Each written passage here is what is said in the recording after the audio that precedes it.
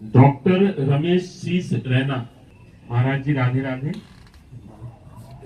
भगवान शिव कैसे दिखते हैं और भगवान कृष्ण शिव विष्णु राम कौन है? क्या प्रश्न है? भगवान शिव कैसे दिखते हैं पहला प्रश्न। दूसरा, भगवान सही माने में तो उत्तर है जैसे आप देखना चाहते हो वैसे दिख रहे हैं अब भी।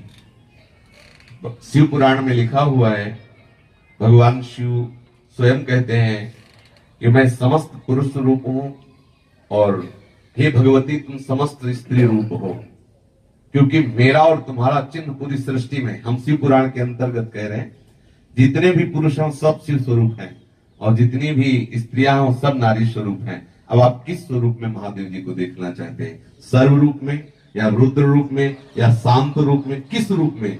जाकी रही भावना जैसी प्रभु मूरत देखी। प्रभु कैसे? तुम्हारी भावना जैसी वैसे।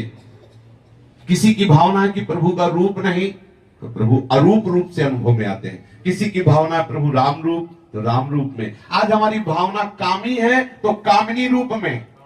जैसी हम भावना करते, मेरे प्रभु के सिवा ना कोई था ना है ना रहेगा, हम जैसी भावना करते वैसा आज है। वास्तविक शिव का स्वरूप देखना है तो खूब शिव शिव शिव शिव रटो और वो कृपा करके अनुभव करा देंगे। वो वाणी का विषय नहीं, जो वास्तविक शिव का चिदानंद स्वरूप है वो अनिर्वचनीय है और वो स्वयं दिखाए तो आप देख सकते हो किसी की सामर्थ्य नहीं। स्वयं जाने के देहु जनाए, और जब जान जाओगे तो तुम में और उनमें अंतर नहीं रह जाएगा। समझ पा रहे? दूसरी बात क्या थी? माइक पहले उनको माइक दीजिए, कुछ बोलना चाहते हैं जी। प्रणाम महाराज जी। मेरा ये प्रश्न था कि जो परमात्मा है क्या वो साकार रूप में है कि निराकार रूप में? ये क्या है आप इसे बताओगे? साकार है? साकार है ये, इनको हम टच कर सकते हैं सभी, तो हाँ। साकार टेंजिबल है। ये है कौन? मानव। मानव आया कहां से? मानव तो मतलब इतने में समझो, कृति माने रचना। जी जी। ये सब रचना है ना, तो कोई रचनाकार है ना, है तो इतना मान गए ना। जी जी। कृति माने रचना, प्रकृति, जितना भी जो कुछ है वो एक रचना है। इसका रचनाकार कोई है। अब इसमें आश्चर्य की बात यह है कि जैसे कुम्हार मिट्टी के पात्रों की रचना करता है तो कुम्हार और होता है, चाक और होती है और मिट्टी का पात्र और होता है, लेकिन इसमें रचनाकार ही रचना बन करके आया हुआ है। वासना वासुदेवस्य वासितम भुवनत्रयम् सर्वभूत निवासोऽस्मि वासुदेव नमोस्तुते। इसीलिए शुद्ध बुद्धि की आवश्यकता है। वो निराकार है, वो साकार है, वो न निराकार है न साकार है, वो सत्य है, वो असत है, वो सत असत से परे है। इसीलिए वेद जिसे नेति नेति कहते हैं, महामहिमा में योगी मुनि जिनके लिए तरसते रहते हैं और वो कृपा करके बरसते रहते हैं। हम जैसी भावना करें वैसा ही हमें अनुभव में आएगा। ये यथामाम प्रपद्यन्ते तास्तथे भजाम्य हम, क्योंकि वही सर्व रूप है, उसके सिवा कुछ और है ही नहीं। ये बात समझ में आ रही है आपकी? जी आगे जी महाराज जी, जैसे हम ध्यान लगाते हैं तो ध्यान लगाने के टाइम में हम क्या ये कल्पना है, जैसे हम कल्पना करते हैं कि हमारे भगवान शिव के हाथ में त्रिशूल है, जटाओं से गंगा बहती है और यहाँ पर चंद्रमा है, तो क्या ये हमारी कल्पना है, किसी व्यक्ति की कल्पना रही होगी कि इस तरीके से भगवान? अब इसमें थोड़ा सुधार कीजिए। लौकिक दृश्य को लाने के लिए कल्पना शब्द का प्रयोग किया जाता है और परमार्थिक के लिए भावना का किया जाता है। भावना पवित्र होती है और कल्पना झूठी होती है। कल्पना में हम एक कल्पना कर रहे हैं, वो है नहीं, और भावना में सत्य है, वो है जो आप चिंतन कर रहे हो, ये है। संसार का जो दृश्य है ये कल्पना कहा जा सकता है, लेकिन प्रभु का जो स्वरूप है वो भावना किया जाए। आप जैसी भावना करोगे वैसा अनुभव आएगा। ये किसी कवि की कल्पना नहीं कि वो त्रिशूल लिए हैं, उनके माथे पे गंगा है, वो है। आप अनुभव करो तो आपको दिखाई देंगे। और जिन्होंने प्यार किया है उनसे, तो जैसे अम्मा बप्पा प्यार करते हैं ना, अम्मा बप्पा समझते हैं, गांव की भाषा में क्या जाती, ऐसे प्यार करते हैं भगवान शिव और पार्वती। आज भी वैसे ही प्यार करते हैं। कभी कभी कोई ऐसी बात आई तो दिखाई देता है कि अम्मा बप्पा आ गए और उनका दुलार बरसने लगता है। वो है, उनकी भावना करो, कल्पना नहीं। कल्पना शब्द एक सांसारिक हो जाता है और भावना शब्द भक्ति से जुड़कर साकार स्वरूप हमारे सामने प्रकाशित कर देता है। समझिए जी महाराज जी, जैसे शिव और पार्वती है तो हम शास्त्रों में लिखा है ये अर्धनारेश्वर है, एक ही शरीर में दोनों है, तो अर्धनारेश्वर असल बात वही, अलग अलग दोनों फिजिकल फॉर्म्स है, वो वही शरीर अलग अलग है। हम जैसी भावना करते हैं ना वो ऐसे ही एक ही तत्व है। पहली बात ये समझ लो, एक ही तत्व है, दूसरा नहीं। वही तत्व लीला के लिए अर्धनारीश्वर बनकर के दिखा रहा है कि आधा मैं शिव हूं, आधा शक्ति हूं। फिर वही अलग अलग होके दिखा रहा है, देखो ये मेरा पूरा शिव रूप है, ये मेरा पूरा शक्ति रूप है।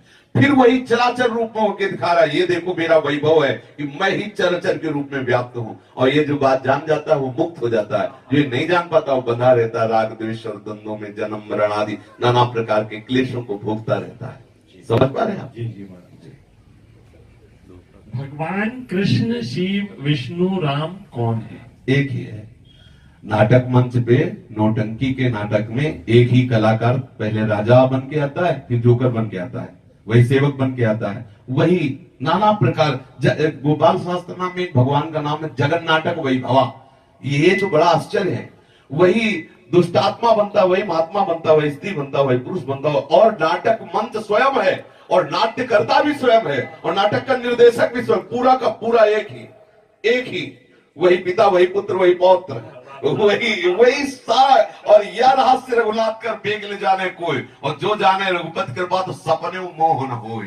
यही ब्रह्म ऋषि महात्मा जन जान गए तो जीवन मुक्त हो गए, और संसारी यही नहीं जान पाते तो लाठी चलाते। मेरे भगवान बड़े, तुम्हारे भगवान छोटे, चल रही लाठी। भगवान तो क्या, खोपड़ी फूट रही, छोटे बड़े अस्पतालों में गारी गुत्ताल और निंदा स्तुति। प्रभु एक सम स्वरूप सर्वात्म भाव से सब जगह विराजमान है। वही राम है, वही कृष्ण है, वही शिव है। ये तो बहुत बड़ी बात हो गई। वही दुष्टात्मा है, वही महात्मा है। विद्या विनय संपन्ने ब्राह्मणे गविहस्तनी सुनीच सुपाके चा पंडिता समदर्शिना। विद्या विनय संपन्न ब्राह्मण में, गाय में, हाथी में, कुत्ता में, चांडाल में एक ही श्री कृष्ण विराजमान, अर्थात एक ही श्री कृष्ण ये सब बना हुआ है। जो ऐसा जानता है वही पंडित है, वही शिव है, वही सौ है, वही राम है, वही कृष्ण है, वही सब कुछ है। अब कह दिया जाए वही सौ है तो कान खड़े होंगे, वही सौ है, और सौ से ही भगवान का अवतार हो रहा है। पृथु और अर्ची अवतार 100 से हो रहा है। वेन के मरे हुए शरीर से भगवान का अवतार हो रहा है, पृथु और अर्ची का। अब बोलो वही है ना, वही शिव है, वही सौ है, वही शक्ति, वही चराचर जगत एक है। जो एक समझ गया वो मुक्त हो गया, जो अनेक समझ गया वही भ्रमित हो गया। बस इतना अंतर है। वही सब रूपों में वही राम है, वही कृष्ण है, वही शिव है। जहां आप अपने मन को लगा दो वही सबसे बड़ा है, और उसी का सारा बसारा है। शिव पुराण देखो तो सबसे बड़े शिव, देवी पुराण देखो तो देवी, भागवत देखो तो सबसे बड़ी देवी, भागवत देखो तो सबसे बड़े कृष्ण, गरुड़ पुराण जहां जो देखो, गणेश जी का देखो सबसे बड़े गणेश, क्योंकि वही सबसे बड़ा तत्व सब रूपों में खेल रहा है। तो कोई कहीं कोई छोटा है नहीं, और हम सब बड़े बनना चाहते हैं, नहीं बने। जिस मार्ग में चले हम सबसे बड़े बने, क्यों? क्योंकि सबसे बड़े का है, इसलिए सब बड़े बनना चाहते हैं। क्योंकि ये लक्षण है, पिता का लक्षण पुत्र में आता है।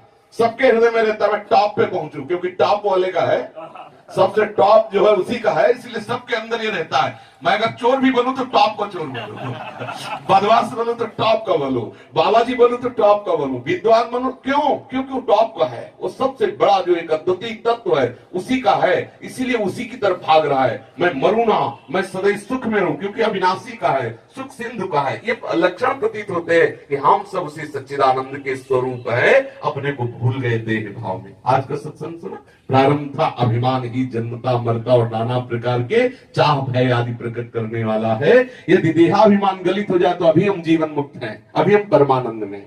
समझ गए जी?